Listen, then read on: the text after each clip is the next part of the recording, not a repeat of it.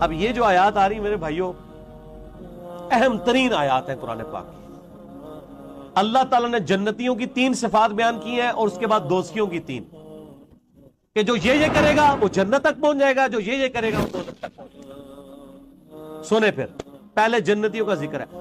فَأَمَّا مَنْ أَعْطَى، وہ شخص جس نے اعطا یعنی اللہ کی راہ میں خرچ کیا، واتقى، اور اللہ سے ڈرتا رہا، وصدق بالحسنى، اور جو بھی اچھی بات اس کے علم میں آئی اس کی پیروی کر۔